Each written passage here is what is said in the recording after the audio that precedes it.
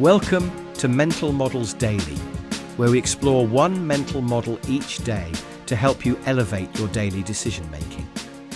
Today, we're diving into a concept that's crucial for understanding fairness in society and organizations: distributive justice versus procedural justice.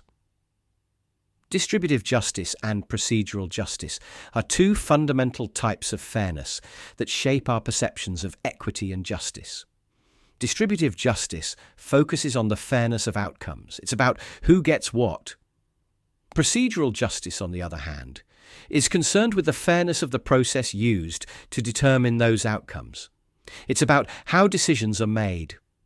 These concepts have their roots in social psychology and organizational behavior research, with significant contributions from scholars like John Thiebaud and Lawrence Walker in the 1970s, and later expanded upon by researchers such as Tom Tyler.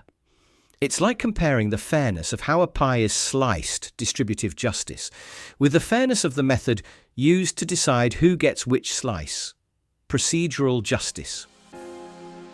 Let's look at an example to better understand these concepts.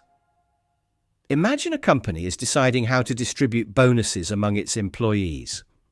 Distributive justice would be concerned with whether the bonuses are fair based on factors like performance, seniority, or need. Procedural justice, however, would focus on whether the process for determining these bonuses is fair. Was it transparent? Did employees have a voice in the process? Were the criteria applied consistently? It's like the difference between asking, "Did I get a fair share?" and "Was the sharing process fair?"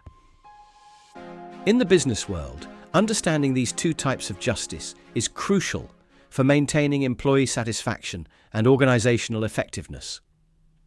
Companies that focus solely on distributive justice might offer competitive salaries, but still face issues if their decision-making processes are perceived as unfair. On the flip side, organizations that emphasize procedural justice can sometimes maintain employee satisfaction even when outcomes are not ideal, as long as the process is seen as fair. It's like building a strong foundation of trust through fair processes, which can help weather the storms of occasionally unfavorable outcomes. So how can we apply the concepts of distributive and procedural justice in our daily lives? Firstly, when we're in leadership positions, whether at work, in community organizations, or even in family settings, we can strive to balance both types of justice.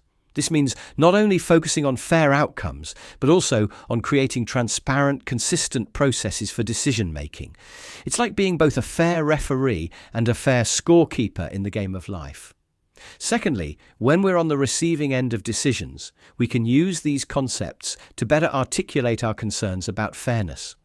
Instead of just focusing on the outcome, we can also consider and address the process.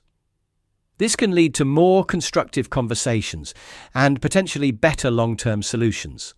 It's like having a more comprehensive toolkit for addressing unfairness. Lastly, in our personal decision-making, we can apply these concepts to create more robust and satisfying choices. When making important decisions, we can focus not just on the fairness of the outcome, but also on creating a fair process, considering all viewpoints, gathering adequate information, and being consistent in our criteria. It's like being our own internal judge and ensuring we're fair in both our verdicts and our courtroom procedures. In conclusion, understanding the difference between distributive and procedural justice provides us with a more nuanced view of fairness. By recognizing that justice isn't just about outcomes, but also about the processes that lead to those outcomes, we can create fairer systems, make better decisions, and build stronger relationships. In a world where perceptions of fairness can greatly impact everything from employee motivation to societal stability, balancing distributive and procedural justice is like having a compass that guides us towards more equitable and harmonious interactions. Thank you for joining me today on Mental Models Daily. Until next time, may your outcomes be fair, your processes just, and your understanding of justice comprehensive. For more mental models, please visit mentalmodelsdaily.com or find us on X or Instagram. Our podcast music was provided by thepodcasthost.com and Alitu the Podcast Maker. Find your own free podcast music over at thepodcasthost.com/free music.